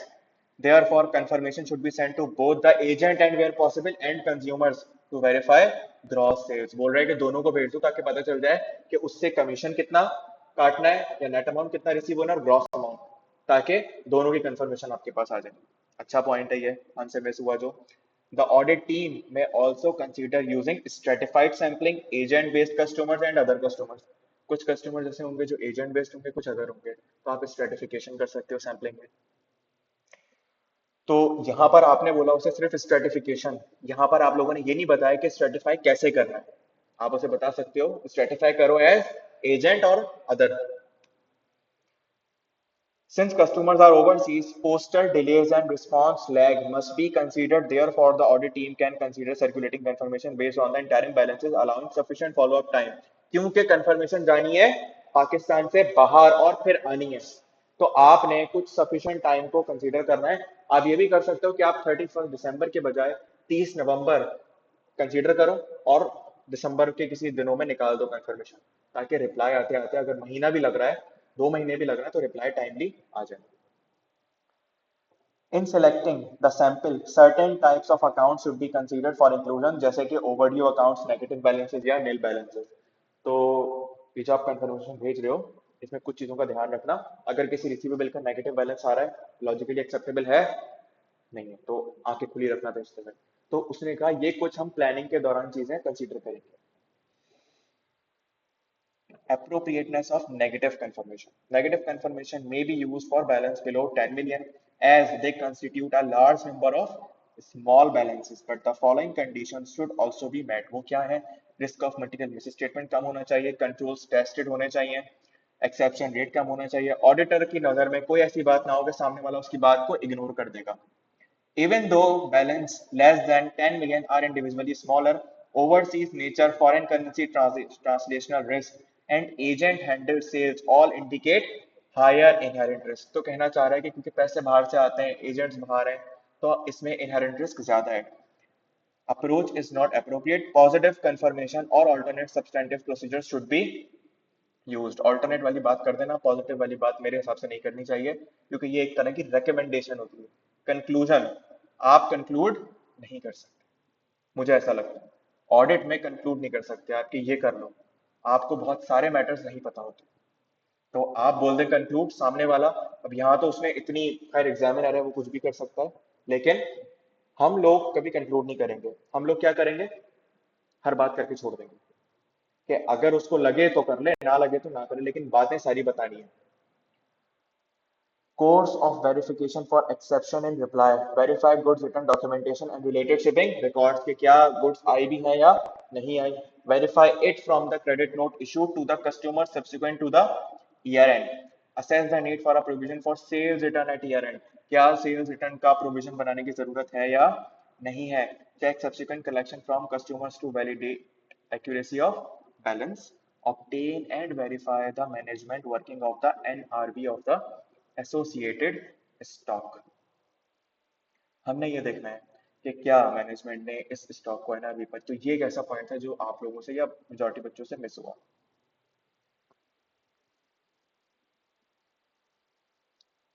Examinees list general, ये पहले भी बोला था उसने और फिर से बोल रहा है, नहीं मान रहे बट आप लोग मेरी बात, बस यार ठीक है. For designing external confirmation process instead of relating their answers to the case fact, the following key points were commonly missed. क्या? Confirmation prepared using translated figures rather than original currency balances. तो ये miss हुआ बच्चों से. There was a risk of misstated balance due to unreconciled agent statements. Most examinees considered only one condition. मतलब जिन्होंने pick कर लिया उन्होंने क्या बोला? एक कंडीशन. क्या? Large number of small balances for using negative instead of recognising that all conditions must be met. तो हो सकता है यही वाली बात हो कि बच्चों को पता चल गया हो, कुछ को पता ही नहीं चला. अज्यूम करूंगा 60% को तो पता ही नहीं चला कि क्या बात हो रही है. बाकी जिनको पता चल भी गया उनको शायद कंडीशंस याद नहीं थी. Examinees did not mention the following audit procedures. Check subsequent collections from the customer to validate the accuracy of balance. Obtain and verify management working of the NRV value of the associated stock. आई क्या? तो पता चल रहा है Aahista Aahista audit क्यों सब बोलते रहते हैं, ऑडिट क्यों इतना मुश्किल है, क्यों रुकता है, क्या वजह है. क्या आसान है क्या यार, पास तो हो जाएगा इंशाल्लाह. मेरिट सर्टिफिकेट ले आए भाई, मैं लगा दो, एक मेरिट सर्टिफिकेट तो होना चाहिए ना. मेरा नहीं आया तो क्या करूं, किसी का तो आए.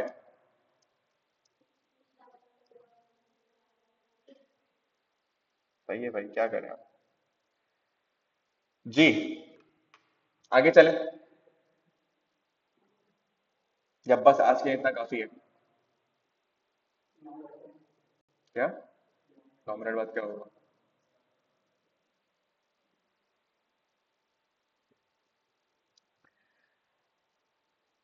ये कौन सा सवाल है? अरे ये तो फेवरेट टॉपिक है लाइफ का। आईटी। हम्म। नहीं किए? अच्छा सही है, पेपर में भी लिख देना इसके। ये मेरे पढ़ाई लेक्चर्स नहीं हुए थे इसके। हम्म। पार्ट बी करवा लें इसका। चलें। Discuss the effect of the fire incident at KFL on the audit and state the substantive audit procedures to be performed. You are the audit manager of Kareem Foods Limited, a manufacturer of spices and sauces for the year end 31 मार्च 2025। 2 अप्रैल 2025 को आग लगी KFL के ware house में। Investigation के बाद पता चला, it was revealed that this warehouse primarily contained damaged, slow moving and expired inventory which had been carried at cost. Inventory records indicate that these goods had a cost of rupees 105 million. The building, along with furniture, fixture, and equipment, had a carrying value of 300 million। 10 number का सवाल इतनी सी बात के लिए? क्या यार, तो बच्चों वाली बातें कर। इवेल्युएट। 2 पेज का क्या लिख दिया 2 पेज पे? इवेल्युएट। क्या लिखा है? जल्दी बताओ, क्या लिखा है?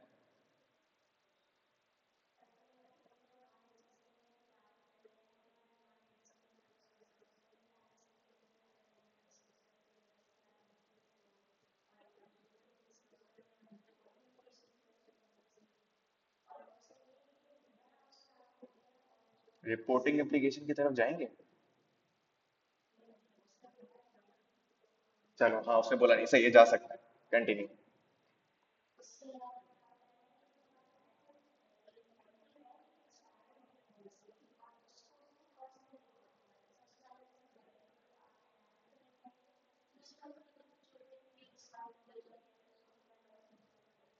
एग्जैक्टली। जल गई ना इन्वेंट्री।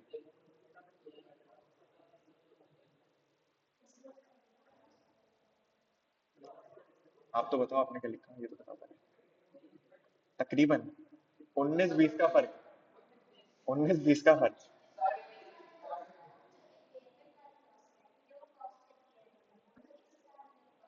गुड। इस सवाल में यही कंफ्यूजिंग पॉइंट था। आग लगी है, बच्चों ने क्या बोला? फैक्ट्री इंपेयर्ड करो बस, सबसे पहले तो। भाई फैक्ट्री इंपेयर्ड हो जाएगी, सबसे आसान चीज वही थी। उसके बाद इन्वेंट्री को इंपेयर्ड करो जलने की वजह से। नहीं यार, जलने का मसला बात का है। वो सब्सिक्वेंट इवेंट का सवाल आया है, वो तो बता दोगे। क्या छुपाई उसने बात? वो इन्वेंट्री कॉस्ट पर रखी थी। आग बाद में लगी है, प्रोविजन वगैरह वो बाद में करना, डिस्क्लोज कर देना। इस साल क्या मसला है? इस साल का सबसे बड़ा मसला है कि वो इन्वेंट्री कॉस्ट पर है, उसको होना किस पर चाहिए? Lower of cost. नहीं नहीं, एनआरवी पर भी नहीं होना चाहिए भाई। लोअर ऑफ कॉस्ट और एनआरवी। लोअर ऑफ कॉस्ट और एनआरवी के ऊपर उस इन्वेंट्री को रिकॉर्ड करना। आई बात समझ? फिर उसके अलावा एक सब्सिक्वेंट इवेंट है, तो इसको ऑडिटर को क्या कर देना चाहिए? डिस्क्लोज कर देना चाहिए। ये एक नॉन एडजस्टिंग इवेंट है। ठीक है। फिर इसके अलावा क्या प्रोसीजर्स परफॉर्म करेंगे आप? प्रोसीजर्स वही परफॉर्म करेंगे, आप ये देखें कि मैनेजमेंट के पास क्या, मैनेजमेंट ने इसके ऊपर क्या क्या काम किए, क्या इन्वेंट्री की। अब प्रोसीजर्स भी किससे रिलेटेड होंगे? इम्पेयरमेंट से रिलेटेड इन्वेंट्री के, कि क्या मैनेजमेंट ने एनआरवी और लोअर ऑफ कॉस्ट के ऊपर इसको रिकॉर्ड किया नहीं किया, एस्टिमेट्स अजम्पशन रीजनेबल थे या नहीं थे। सब्सिक्वेंट तो ये देखो, इंश्योरेंस का कोई क्लेम वगैरह मिलने का चांस है या नहीं है।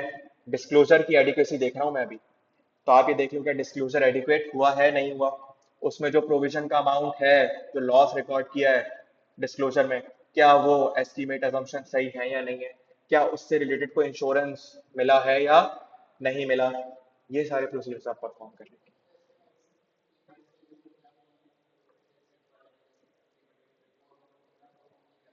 कौन से वाले?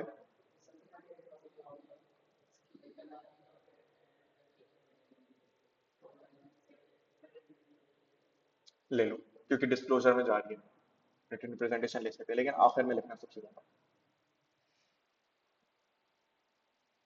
The fire on 2nd April is a subsequent event not indicative of year-end conditions. The loss from the fire is therefore non-adjusting. It requires disclosure on nature of the event and the estimated financial effect. However, the damage, slow-moving and expired inventory already existed at the reporting date, whose written down to its NRV should be recognized in the year-end. यहाँ पर आपको ये बात नहीं करनी, आपको इसको करना है lower of cost and NRV. Lower of cost and NRV ये ज्यादा सेफ साइड होता है.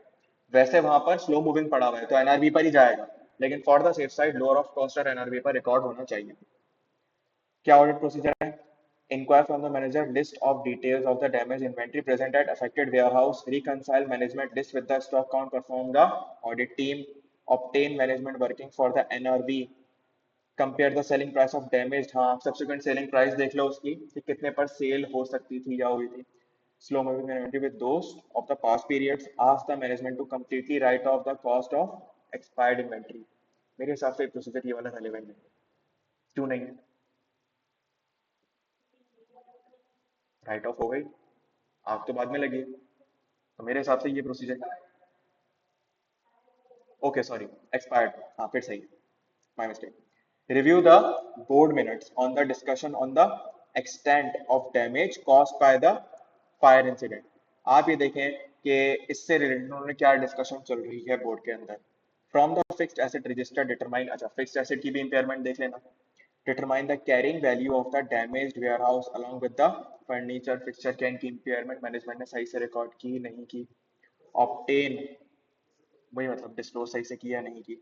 Obtain and check the insurance policy for the extent of recovery that could be made by KFL. आप ये देख लो कि इंश्योरेंस पॉलिसी क्या कहती है, कितने हद तक रिकवरी हो जाएगी.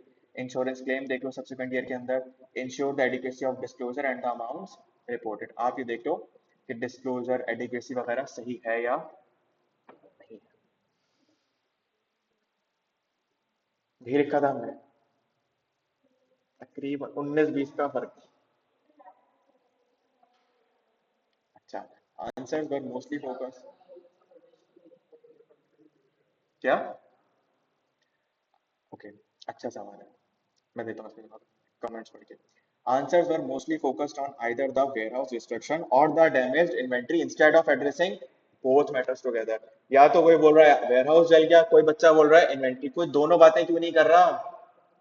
Examinees stated that an impairment loss on the building should be recorded, ignoring the fact that the fire occurred after the reporting period and therefore represents a non-adjusting event. तो बच्चे सिनेरियो में इतना खो गए कि वो भूल गए कि ये क्या है, ये सवाल कहाँ से आया था.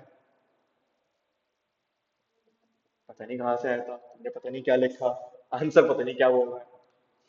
ये सवाल सब्सिक्वेंट इवेंट से था, 560 से आया था मेनली. और उसके बाद वो आपसे दीगर ऑडिट भी टेस्ट कर रहा था कि आप कितने विजिलेंट हो. तो बच्चे क्या कर रहे हैं, बस इम्पेयर्ड कर दो, भूल गए कि ये आग कब लगी है.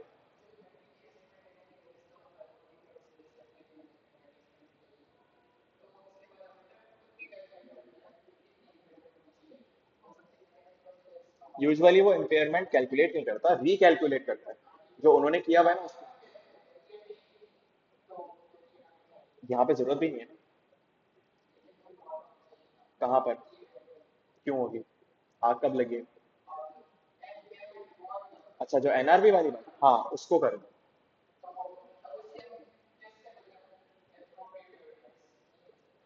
क्यों नहीं मिल सकता. आपकी इन्वेंट्री आपकी आंखों के सामने थी. जब ईयर एंड के ऊपर आपकी ऑडिट टीम स्टॉक काउंट पे गई थी तो उसने लिस्ट बनाई होगी, स्टॉक काउंट किया होगा, कौन सी इन्वेंट्री कितने की कहाँ पड़ी हुई है. आग तो बाद में लगी है ना. तो ईयर एंड के ऊपर तो आपको पता था कितनी इन्वेंट्री पड़ी हुई है, कितने की है. दूसरा आपने एक सवाल किया गोइंग कंसर्न. मुझे एक बात बताओ, क्या ये इसका मेन वेयर हाउस था? मेन वेयर हाउस था. अरे क्या बोल रहे हो, ये देखो कौन सा वेयर हाउस था, केएफएस वेयर हाउस, लेकिन कौन सा वाला, जहां पर damage slow moving expired inventory होती थी. जल भी जाए तो क्या मेरा काम रुकेगा. 300 मिलियन मत देखो, 300 मिलियन कुछ भी नहीं होता. 300 में 30 करोड़ पे होते, कोई बड़ी बात. सही है. तो 300 मिलियन हमारे भैंस से मत देखो, 300 मिलियन यूनिलीवर के लिहाज से देखो, पीएनजी के हिसाब से देखो, इनके लिहाज से देखो। मसला यहाँ पर ये कि कौन सा वेयर हाउस था जहां पर ऑलरेडी खराब माल पड़ा हुआ होता था। अगर उसमें आग लग भी जाए तो क्या मेरी गोइंग कंसर्न असम्पशन इनएप्रोप्रिएट हो जाएगी? बिल्कुल भी नहीं। तो इस वजह से मैं कहूंगा गोइंग कंसर्न असम्पशन हिट नहीं होगी। ठीक है, आज की क्लास को यहीं तक रखते हैं। नेक्स्ट क्लास में इंशाल्लाह मजीद पढ़ेंगे। अपना ख्याल रखिएगा। अल्लाह हाफिज।